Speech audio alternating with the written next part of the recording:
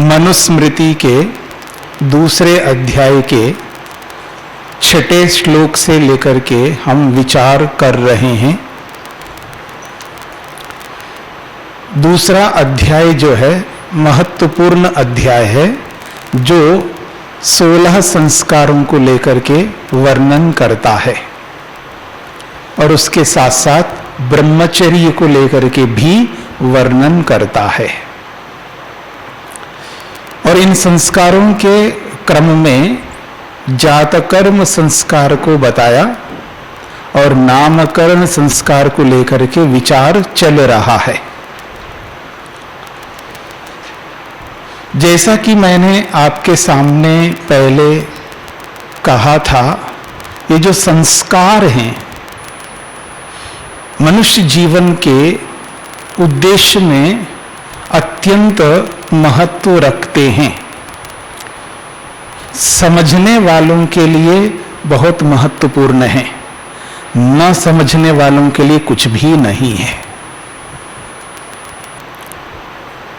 क्योंकि संस्कार को संस्कार इसलिए कहा जाता है कि एक गुण को, जिसे हम गुण कहते हैं, पहले से वो गुण है, पर उस गुण को बदल करके दूसरा गुण बनाया जाता है।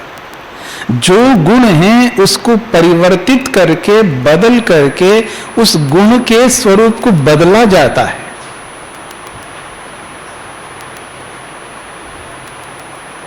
आपको एक उदाहरण देता हूं। सोना है ना, सोना, सुवर्ण,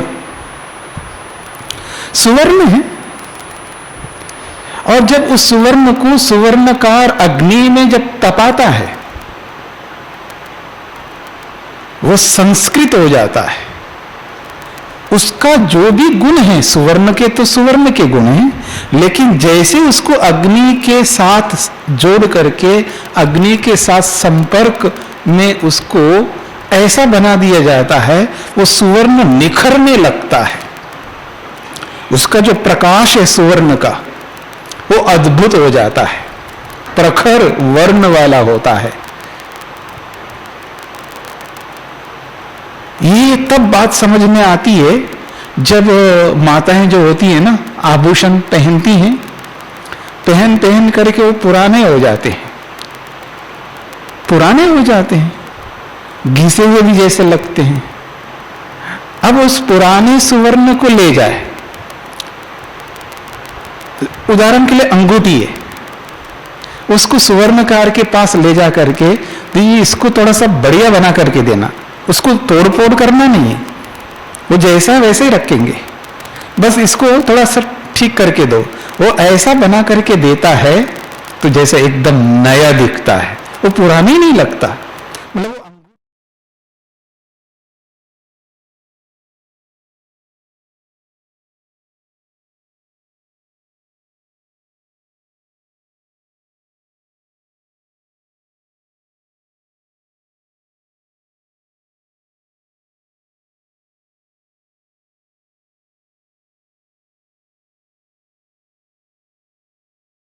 अंगूठी है, उसने किया क्या है, उसने संस्कृत किया, उसको, उसके गुण को बदल करके एक नवीन नूतन गुण को प्रस्तुत किया उसने।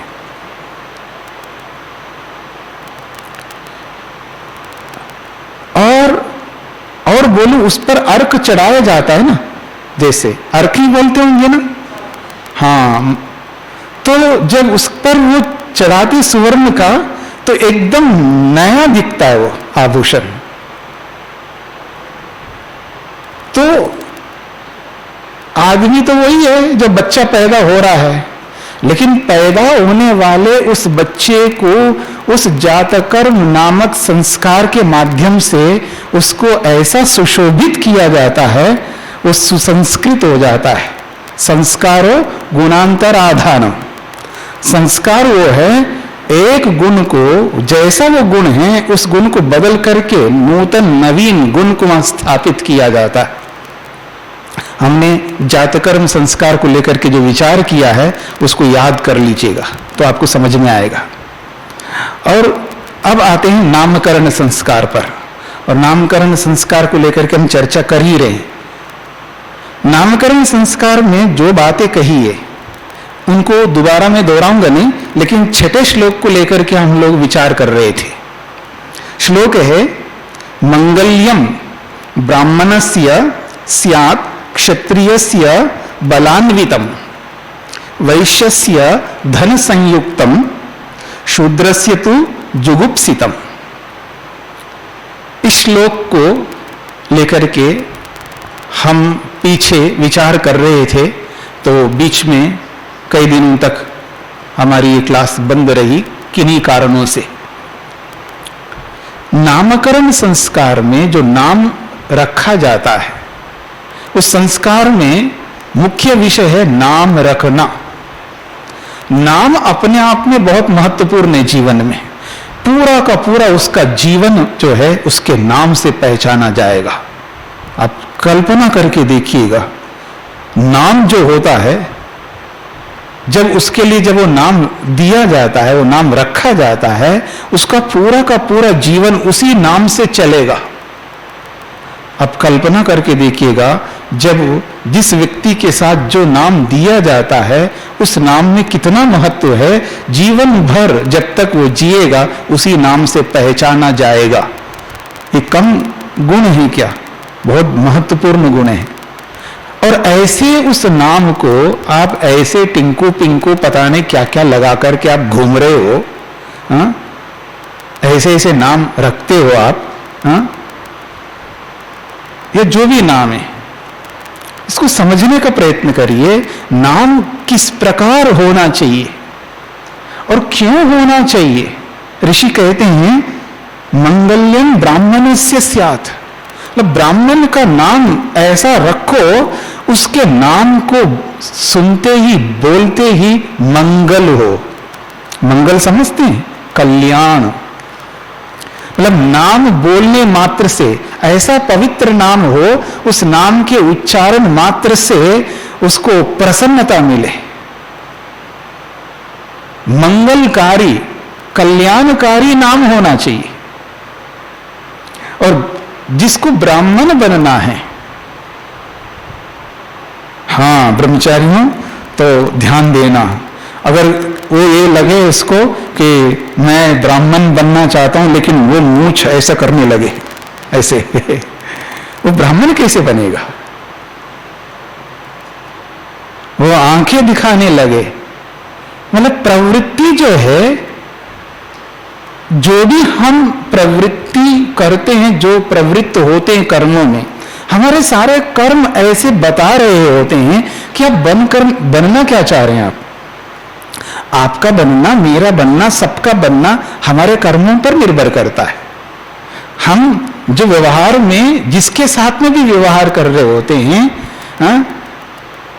उसे पता लगता है, बन गए वो साधक उपासक, ठीक है ना। आप बने हैं उपासक, साधक, भक्त, पर कर्म कैसे कर रहे हो? ईर्ष्या के, द्वेष के, चुगली के, पता नहीं कैसे कैसे कर्म कर रहे हैं। मेरे को ये समझ में नहीं आता है उनको समय कैसे मिल रहा है, उस भक्त को, उस उपासक को। इन सब बातों में विचार करने के लिए उसकी इसकी उसके साथ जोड़ दो, उसको उसके साथ जोड़ दो। पता नहीं उनको और कोई काम धंधा ही नहीं है, बस पता नहीं किस किस के बारे में वो क्या क्या करने लगता है। दूसरों को देखने के लिए इतना समय है व्यक्ति के पास में, स्वयं को देखने के लिए कोई समय नहीं है व्यक्ति के पास में। नाम जो है व्यक्ति को बोलते ही एक बहुत बड़ा चिन्ह है, नाम याद रखना, संकेतक है। जैसे हम परमात्मा के लिए बोलते हैं ना, नाम तस्य वाचकः प्रणवः, जैसे प्रणव ओम, जैसे ओम बोलते ही, ओम को स्मरण करते ही, ओम को बोलते हुए लोगों को सुनते ही मन में एक अलग भाव पैदा होते हैं। जब हम किसी भी काम को प्रारंभ करने से पहले ओम का उच्चारण करते हैं, अब 3 बार ओम, तो सब अपनी आंखें बंद करते हैं, एक अलग भाव उत्पन्न करता है व्यक्ति। नाम जो है एकदम व्यक्ति के स्वभाव को एकदम बदल देगा, उसके सोच को बदल देगा नाम बोलते ही। पर ऐसा नाम हो जिसको बोलने पर, जिसको सुनने पर, जिसको सुनाने पर मंगल की भावना मन में उत्पन्न हो, कल्याण की भावना मन में उत्पन्न हो, और जिसका भी वो नाम है उसके प्रति हमारे मन में क्या भाव उत्पन्न हो रहे हैं उसके नाम को सुनते ही, उस पर बहुत निर्भर करता है हमारा जीवन। हमारा जो व्यवहार है, हम जो व्यवहार करते हैं, हमको ये एहसास नहीं हो रहा है जब हम एक दूसरे के साथ जो व्यवहार कर रहे हैं, वाणी का प्रयोग कर रहे हैं, हमारी वाणी ऐसी वाणी जा रही है, यानी वाणी के ऐसे कर्म बनते जा रहे हैं वो सारे के सारे पाप कहलाने वाले हो, तो हमारी वाणी व्यर्थ होती जा रही है। इसलिए जब वाणी का प्रयोग भी हम करेंगे तो ऐसे मंगलकारी वाणी हो। तो जिस किसी का भी हम नाम बोले, आपको पता है बोलना भी एक कर्म होता है, और वो कर्म पाप भी हो सकता है, पुण्य भी हो सकता है। हमारा बोलना, किसी के साथ कुछ भी बात कर सकते हो आप, लेकिन किसी के साथ जो कुछ भी बात करोगे तो उस बात को आप पाप बना रहे हो या पुण्य बना रहे हो, ये हमारे हाथ में। बोलना अपने आप में एक बहुत बड़ा कर्म हो गया, लेकिन जैसे बोला जाता है ना, परमात्मा का नाम स्मरण करना, परमात्मा का नाम स्मरण करता है कोई व्यक्ति, या मैं ये कहूं वेद मंत्रों का उच्चारण करता है, यानी किसी भी वेद को लेकर के, ऋग्वेद को, यजुर्वेद को, सामवेद को, अथर्ववेद को लेकर के उसके मंत्रों को बोलता है। कोई 15 मिनट बोले, आधा घंटा बोले, 1 घंटा बोले। और आपको मैं बता दूं कि ऐसे भी स्थान हैं भारतवर्ष में जहां पर वेद को बोलने के लिए 12 घंटे, 13 घंटे, 14 घंटे, 15 घंटे, 16, 17 घंटे वेद मंत्रों को बोलने के लिए दिया जाता है। आप कल्पना करके देखिएगा, आप कल्पना करके देखिएगा, आप सोच करके देखिएगा कि जब ऋग्वेद को याद करने वाला 15-16 घंटे मंत्रों को बोल रहा है और 15-16 घंटे लगा करके उसको याद कर रहा है वेद को, ऋग्वेद को, और जो इतने घंटे उन मंत्रों को बोल रहा है, अर्थ नहीं आता है, कोई बात नहीं, अर्थ नहीं समझता, कोई बात नहीं, लेकिन उन मंत्रों को बोलते समय क्या पाप कर रहा है? क्या वो पाप है? नहीं है। वेद वाणी का प्रयोग कर रहा है, वेद को बोल रहा है, तो समझ लीजिएगा उसका पुण्य कर्म चल रहा है। और इसको महर्षि स्वामी दयानंद कहते श्रेष्ठ कर्म कर रहा है। वो वेद को बोल करके, वेद मंत्रों का उच्चारण करके वो श्रेष्ठ कर्म कर रहा है। तो मंत्रोच्चारण करना श्रेष्ठ कर्म है, क्योंकि उसके उच्चारण करते समय वो कोई पाप नहीं कर रहा, ऐसी वाणी का प्रयोग नहीं कर रहा है जिस वाणी से दूसरों को दुख मिले, कष्ट मिले। हाँ, ये अलग बात है, उस मंत्र को बोलते हुए उस मंत्र के शब्दों के अर्थ को जाने तो वो श्रेष्ठतर कर्म हो जाएगा, श्रेष्ठतर कर्म हो जाएगा। अर्थात वो बेटर कर्म हो जाएगा, बोलने वाले के कर्म से बेटर यानी श्रेष्ठतर हो जाएगा। ये अलग बात है कि उच्चारण के साथ में, अर्थ के साथ में उस अर्थ को जब आत्मसात करता है वो, तो फिर श्रेष्ठतम कर्म हो जाएगा उसका। ये महर्षि स्वामी दयानंद के शब्द है जो मैं बोल रहा हूं। तो आप सोच करके देखिएगा, आप चाहे अपना नाम बोलो या दूसरे के नाम बोलो, ऐसा नाम बोलो जो मंगलकारी हो, कल्याण करने वाला हो। उस नाम को बोलते ही मंगल की भावना हमारे मन में उत्पन्न हो, कल्याण की भावना उत्पन्न हो। और जितने बार उस नाम को उच्चारण करेंगे उतने बार उतने पुण्य कर्म बनेंगे। ये जब तक कर्म सिद्धांत को हम नहीं जानेंगे तब तक समझ में नहीं आने वाला है। बहुत बड़ी बात है, इसलिए कहा है मंगल्यम ब्राह्मणस्य स्यात्, यानी ब्राह्मण का नाम ऐसा हो जिस नाम में मंगलता, मंगलकारी, कल्याणकारी वाणी वो दिखाई दे, उस नाम में ही कल्याण दिखाई दे, ऐसा नाम रखना चाहिए अगर आप ब्राह्मण बनना चाहते हैं। अगली बात वो कहते हैं क्षत्रियस्य बलान्वितम, और जब क्षत्रिय बनना चाहता है कोई, या जो पिता जो माता अपने पुत्र को क्षत्रिय बनाना चाहते हैं, कोई नियम नहीं है कि आपको हर बच्चे को ब्राह्मण बनाना है, कोई नियम नहीं है, आपकी इच्छा है, आप स्वतंत्र हैं। आप अपने बच्चे को ब्राह्मण बनाओ, आप स्वतंत्र हैं। आप अपने बच्चे को क्षत्रिय बनाओ, आप स्वतंत्र हैं। लेकिन नाम रखने से पहले प्रत्येक माता पिता दादा दादी चाहे पूरे परिवार के जो भी सदस्य है, उस नाम को रखने से पहले मन में ये लाए कि हम उस नाम के माध्यम से उस बच्चे को या उस बच्ची को क्या बनाना चाहते हैं। तो कहा जा रहा है यदि आपके मन में ये भाव हो, यदि आप ये चाहते हो कि उसे क्षत्रिय बनाना चाहते हैं, आप उसके माध्यम से देश की रक्षा करना चाहते हैं, देश में होने वाले अन्याय को आप रुकवाने वाला बनाना चाहते हैं, तो आपको वो ऐसा नाम रखो उस बच्चे का, उसके नाम में बल, शक्ति, सामर्थ्य, पराक्रम अनुभव में आ जाए। उस नाम को बोलते ही उस नाम के अंतर्गत वो बल, वो शक्ति, वो सामर्थ्य, वो पराक्रम, वो उत्साह वो दिखाई दे, उसकी अनुभूति होने लगे उस नाम को बोलते ही। ऐसा नाम रखना है अगर आप अपने बच्चे को क्षत्रिय बनाना चाहते हैं या क्षत्रिया बनाना चाहते हैं। ये संस्कार एक ऐसा काम है, नाम एक ऐसा संस्कार है, नामकरण, उस नाम से उस व्यक्ति को ऐसा परिवर्तित किया जाता है। और केवल नाम रख दिया तो जीवन भर जब उसका नाम पुकारा जाएगा, जब जब वो नाम बोला जाएगा, या खुद बोल करके बता मेरा ये नाम है, या उसके नाम को जो कोई भी बोले तो वो प्रतीति होनी चाहिए, और वो नाम उसको केतु बन करके उसके जीवन के सामने खड़ा रहे। समझ रहे मेरी बात को? केतु का क्या होता है? केतु का मतलब पताका, झंडा, ध्वज, और वो ध्वज, वो केतु, वो पताका, वो हेतु, वो कारण, वो उसको अपने लक्ष्य तक पहुंचाने वाला बने।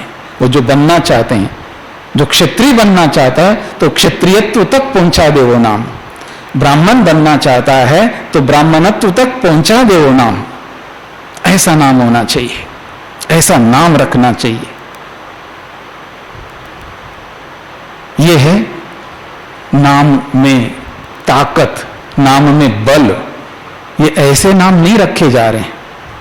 आप देखेंगे पीछे इतिहास को उठा करके देखिएगा, महाभारत को उठा करके देखिएगा, रामायण को उठा करके देखिएगा, अथवा वेदों को उठा करके देखिएगा,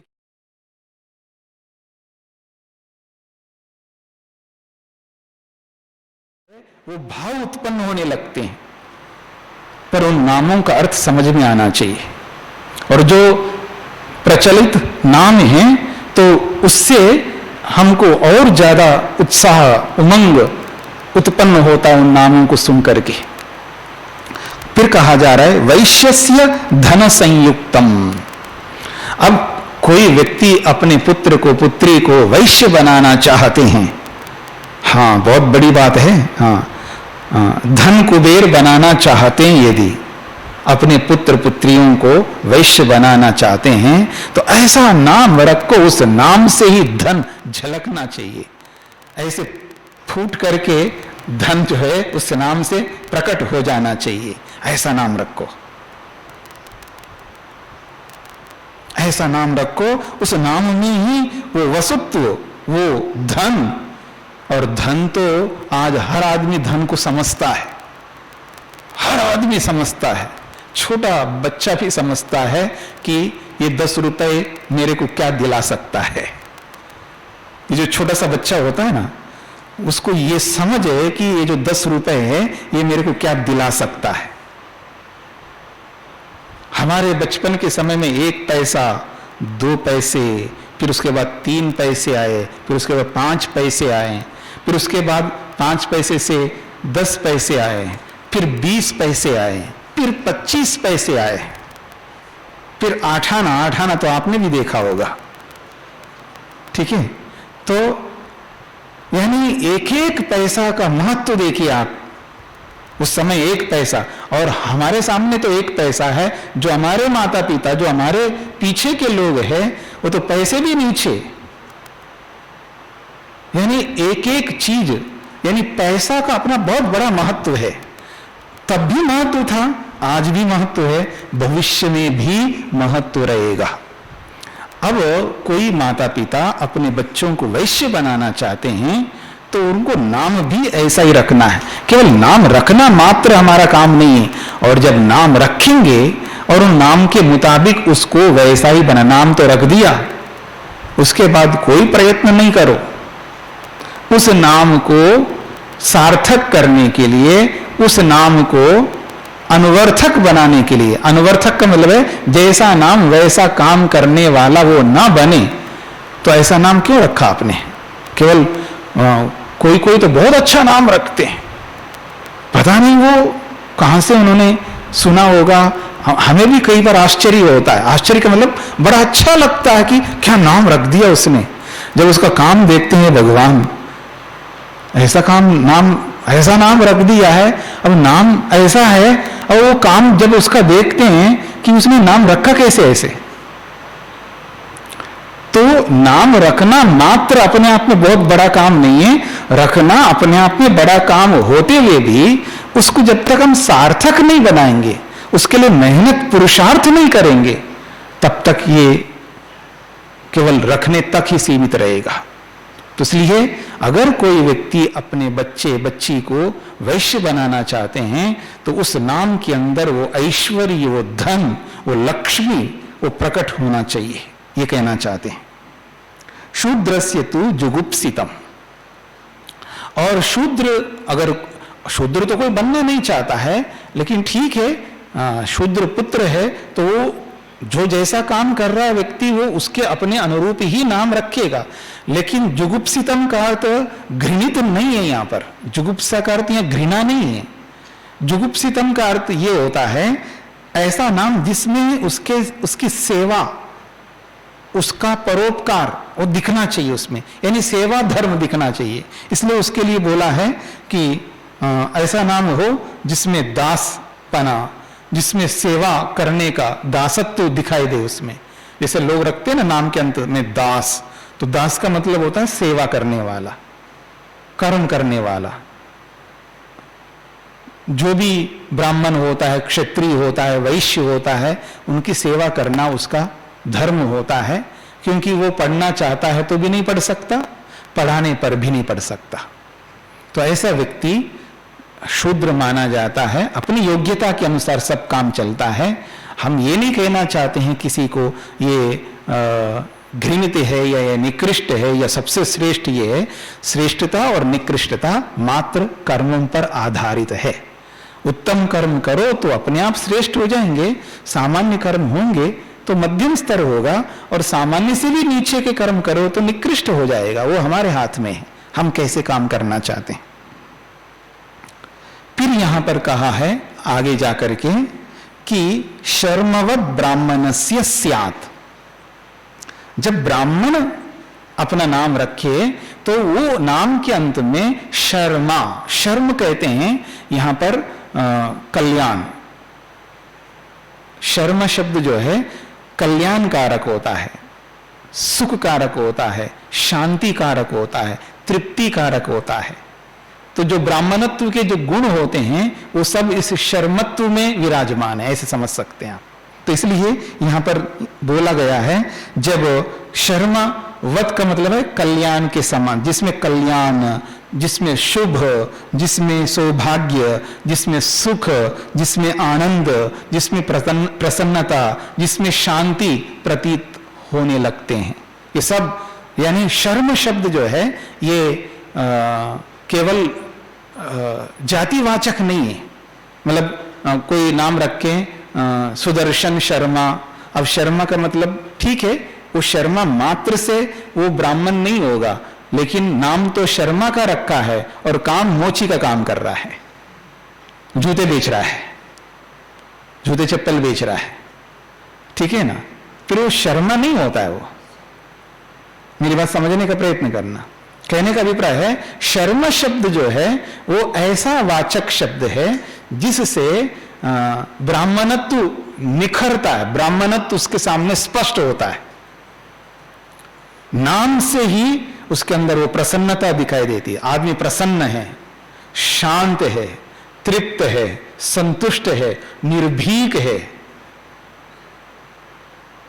नाम जो जब होता है, नाम को सार्थक बनाने के लिए आदमी को जो मेहनत करना होता है, प्रयत्न करना होता है, नाम को मिटने नहीं देता वो व्यक्ति जो इस नामकरण को समझता है, नाम को समझता है, नामत्व को समझता है। इस वाचकत्व का बोध जब वो कर लेता है तो उस वाचकत्व का जो सामर्थ्य है, उसका जो काम है, उसको वो कभी मिटने नहीं देगा।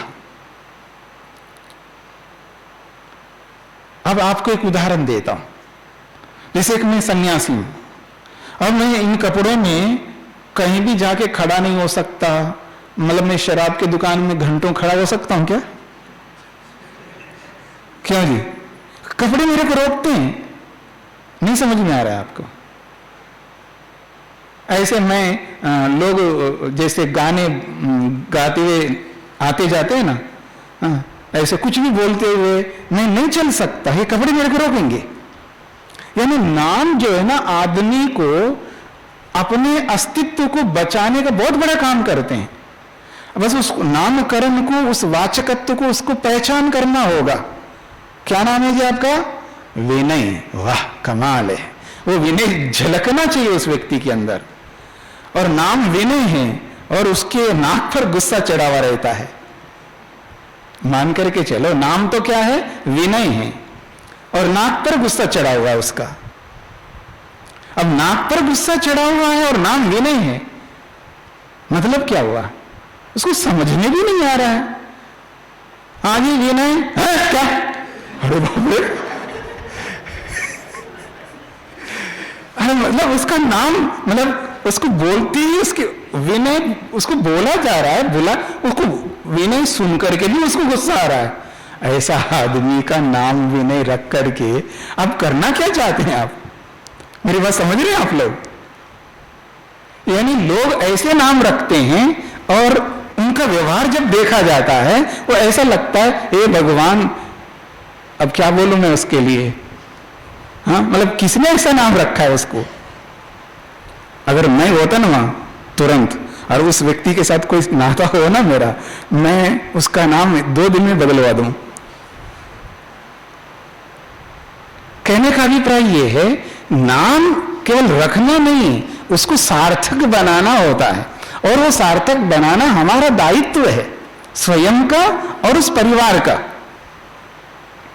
इसलिए नाम अपने आप में बहुत भारी होता है। यानी नाम में वजन होना चाहिए, उस नाम के अंदर वो शक्ति होनी चाहिए, वो सामर्थ्य होना चाहिए। नाम बोलते ही अपने आप में ऐसा लगना चाहिए, हाँ ये है नाम, ऐसा नाम होना चाहिए।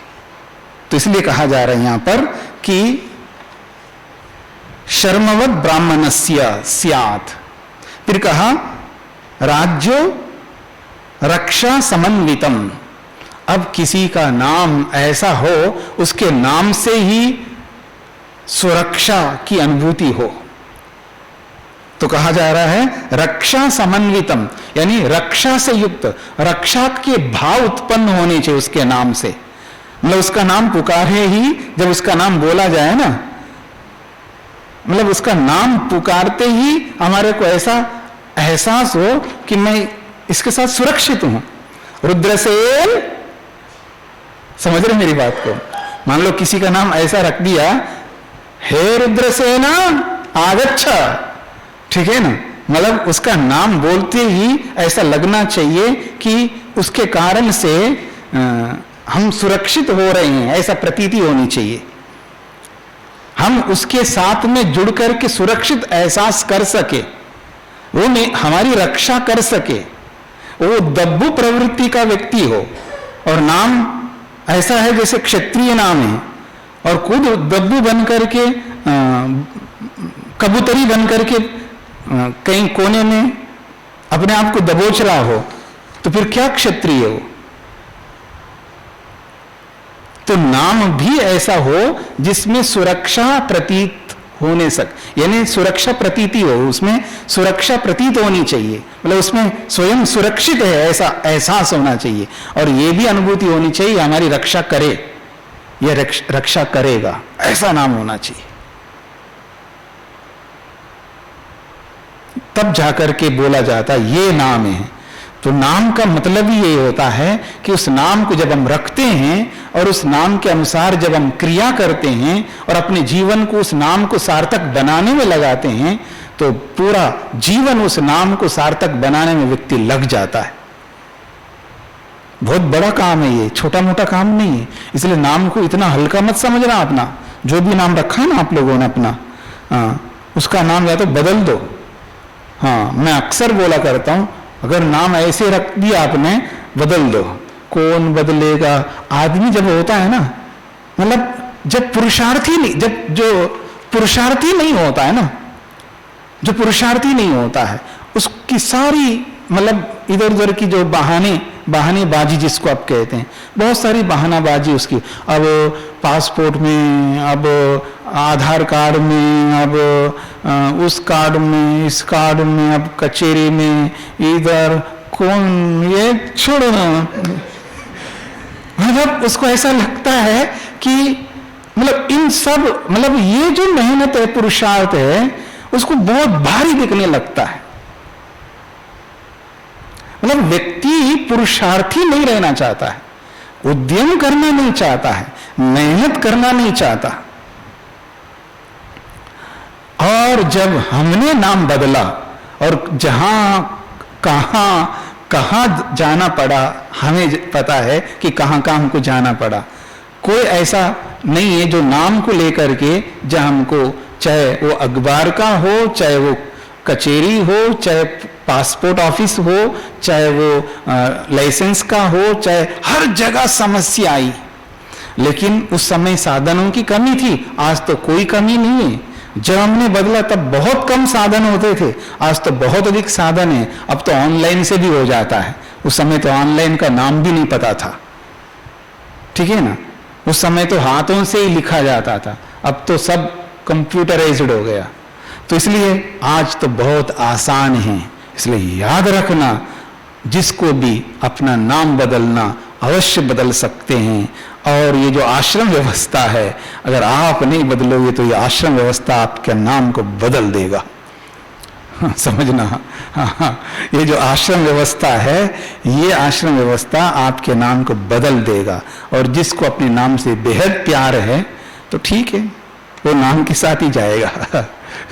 ठीक है ना। तो कहने का अभिप्राय ये है, नाम बहुत उत्तम होना चाहिए, इसका ही अभिप्राय है। वैश्यस्य पुष्टि संयुक्तम, देखिए कितनी बड़ी बात कही है।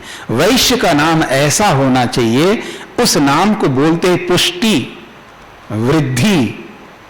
हाँ, पुष्टि समझते हैं, अपने शरीर को पुष्ट करो। इसका मतलब क्या है? शारीरिक रूप से आप बलवान हो जाओ, शारीरिक रूप से आप समर्थ हो जाओ, शारीरिक रूप से कोई कमी आपके अंदर नहीं होनी चाहिए।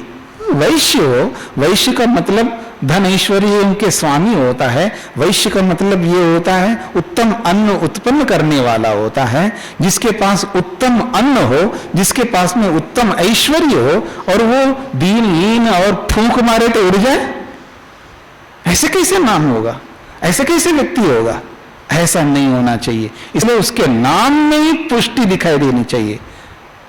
आप बोलते नहीं सुगंधिम पुष्टि वर्धनम, मतलब पुष्टि युक्त होना, फिर उसको वर्धनम उन्नत भी करना है। तो ऐसा नाम हो जो नाम में ही पुष्टि दिखने लगे, पुष्टि प्रकट होने लगे, ऐसा नाम होना चाहिए व्यक्ति का। शूद्रस्य पेश्य संयुक्तम, अशूद्र का तो पेश्य यानी उसको जो भी कर्म हम करवाएंगे उसको, वो सारे कर्म उसके वैसे ही होने चाहिए। मतलब उसका सेवा बहुत बड़ा काम होता है। सेवा गहना, सेवा धर्म परम गहना, योगी नाम अप्यगम्य। मतलब सेवा को क्या समझते हैं आप? सेवा तो एक ऐसा कर्म है, ऐसा महत्वपूर्ण सेवा है जिसको योगी लोग भी नहीं पहचान पाते हैं। आप तो क्या है? आप तो कुछ भी नहीं है। मैं क्या हूं? मैं कुछ भी नहीं हूं। आप क्या है? आप कुछ भी नहीं है। योगी के लिए भी समझना मुश्किल होगा। तो सेवा का मतलब ऐसा होता है। सेवक का मतलब वो सेवक होता है जैसे वो बोलते हैं ना, मैं प्रधान सेवक हूं।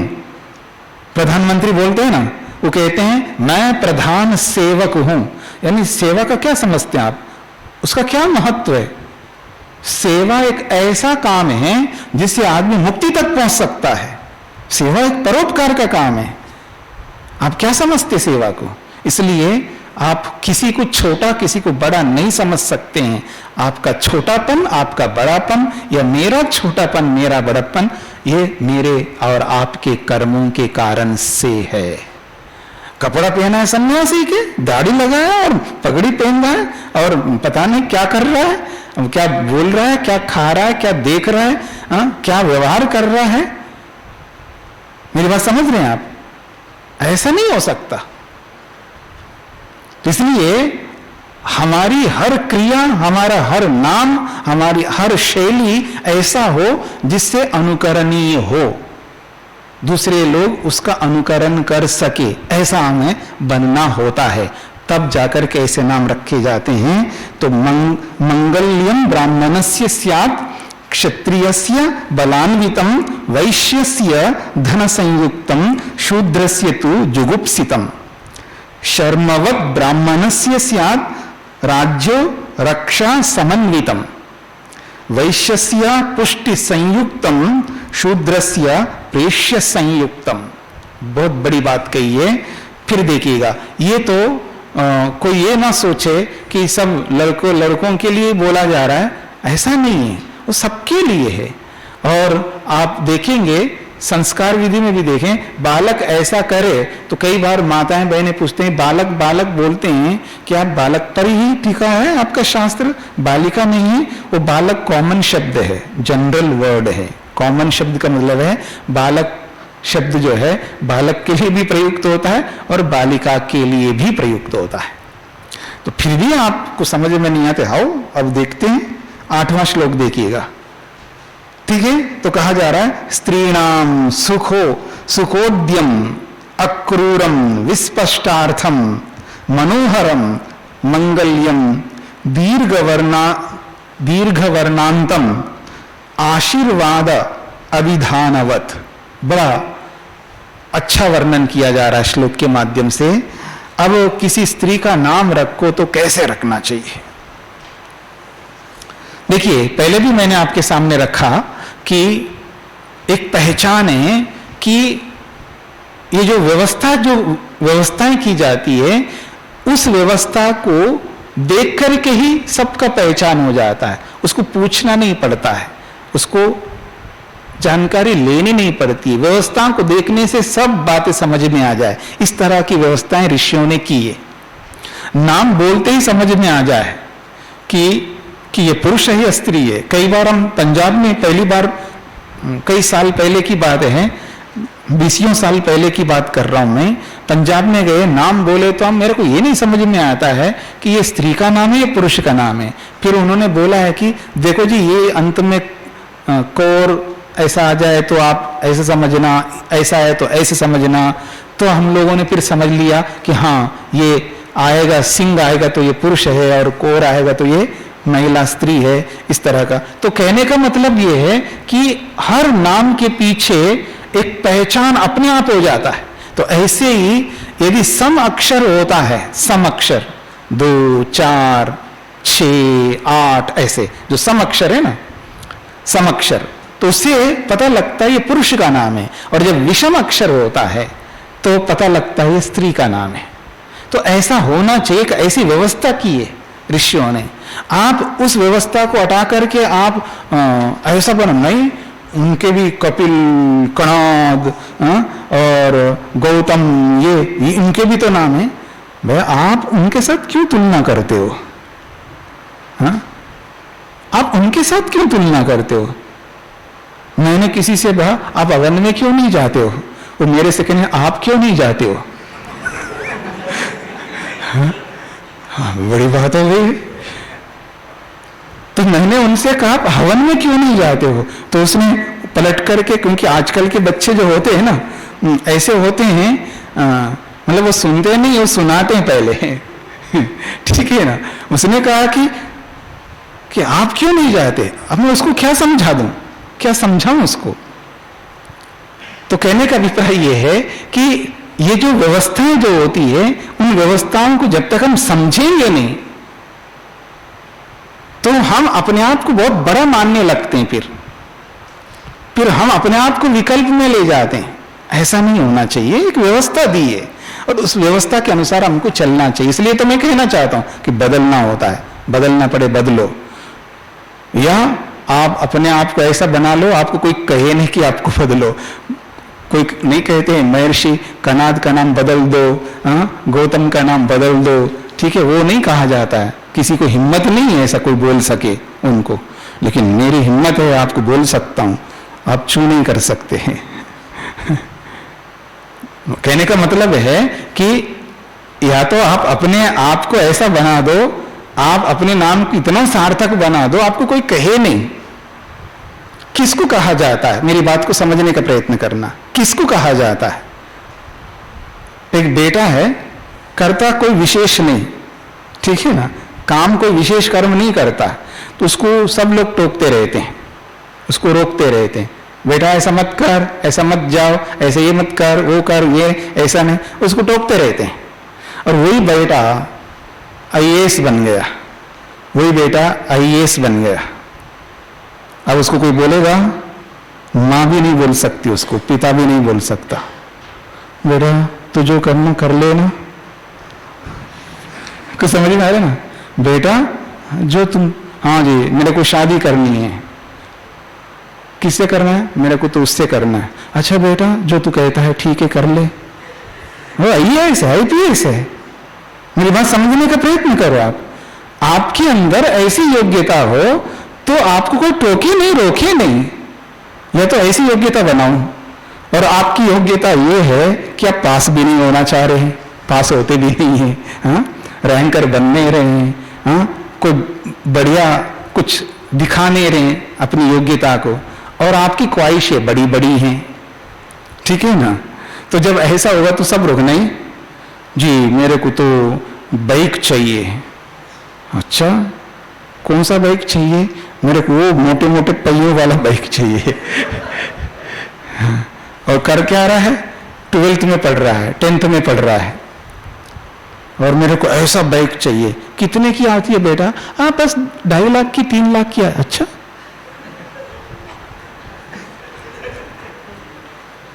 ख्वाहिशें देखिए बच्चे की। नहीं पापा जी, ये तो मैंने तो नीचे का बताया है, सबसे सस्ते वाला बताया मैंने। महंगे वाले में जाएंगे तो 80 लाख, करोड़ और भी इतने हो। बाइक क्या समझते हैं?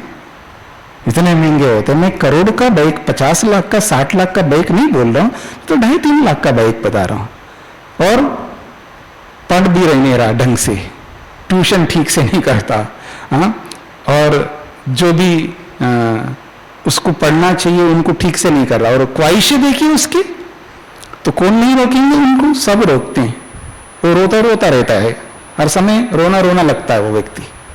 तो आदमी ऐसा काम करे, अपने नाम को ऐसा सार्थक बने, उसको कोई कुछ नहीं कह सके, या तो ऐसा बनो अपने आप को, नहीं चलो आप जैसा विधान में, जैसे विधि विधान है उसके अनुसार चलो। आप अपने आप से विधि, जहां मैं खड़ा हो जाऊं वहीं से लाइन प्रारंभ करना चाहते हो तो ठीक है, आप ऐसा बन करके दिखाओ। फिर ऐसा नहीं होता है। तो इसलिए ये जो नाम है, ये जो नामकरण है, ये जो व्यक्ति के नाम, चाहे वो स्त्री के हो या पुरुष के हो, बालक के हो या बालिका के हो, जो नाम रखे जाते हैं, तो मैं सबसे आग्रह करना चाहता हूं, जो भी माता पिता है, जो दादा दादी हैं, जो परिवार के लोग हैं, जो भी नाम रखते हैं, हर प्रकार के लोग, चाहे वो इंजीनियर्स हैं, डॉक्टर्स हैं, चाहे वो अध्यापक है, किसी प्रकार किसी भी क्षेत्र के हैं, वो हमेशा नाम ऐसा रखें, और केवल नाम मात्र नहीं रखना है, और उस नाम को सार्थक करने के लिए प्रयत्न करते हुए उसको वैसा बनाना चाहिए। आगे की बातें आगे करेंगे, इसको यहीं पर विराम देते हैं।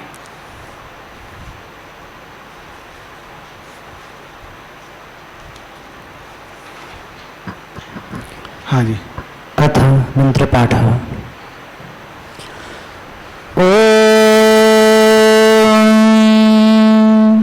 यज्जाग्रतो दूरमुदैति दैवं तद् सुप्तस्य तथैवैति दूरङ्गमं ज्योतिषां ज्योतिरेकं तन्मे मनः शिवसङ्कल्पमस्तु। येन कर्माण्यपशो मनीषिणो यज्ञे कृण्वन्ति विदथेषु धीराः यदपूर्वं यक्षमन्तः प्रजानां तन्मे मनः शिवसङ्कल्पमस्तु। यत्प्रज्ञानमुत चेतो धृतिश्च यज्ज्योतिरन्तरमृतं प्रजासु यस्मान्न ऋते किञ्चन कर्मा क्रियते तन्मे मनः शिवसङ्कल्पमस्तु। येनेदं भूतं भुवनं भविष्यत् परिगृहीतममृतेन सर्वम् येन यज्ञस्तायते सप्तहोता तन्मे मनः शिवसङ्कल्पमस्तु। यस्मिन् ऋचः सामयजुंषि यस्मिन् प्रतिष्ठिता रथना भाविवाराः यस्मिंश्चित्तं सर्वमूतं प्रजानां कल्पमस्तु। सुषारथिरश्वानि वयन्मनुष्यान् निनीयते भेषुर्भिर्वाजिन इव हृत्प्रतिष्ठं यदजिरं जविष्ठं तन्मे मनः शिवसङ्कल्पमस्तु। अग्ने त्वं सुजागृहे वयं सुमन्दिषेमहे रक्षाणो अप्रयुच्छन् प्रबुधेनः पुनस्कृधे।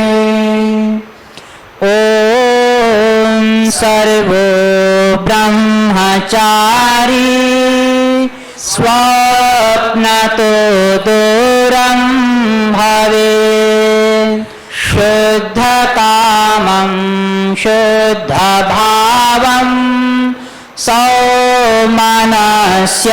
पूरयेत्। गाढनिद्रायां सदैव स्वल्पकालं स्वापयेत्। आलसं त्यक्त्वा सदा खलु श्रेष्ठया मे जागृयात्।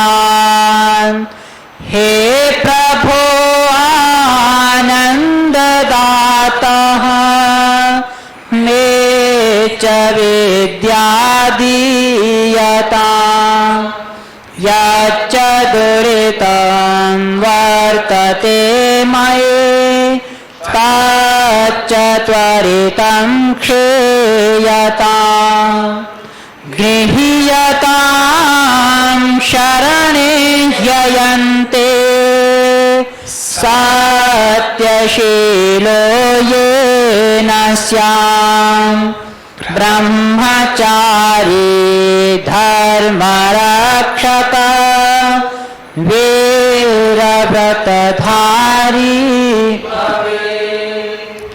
ॐ सर्वो ब्रह्मचारी स्वप्नतो दूरं भवेत् शुद्धकामं शुद्धभावं सौमनस्यं पूरयेत् ॐ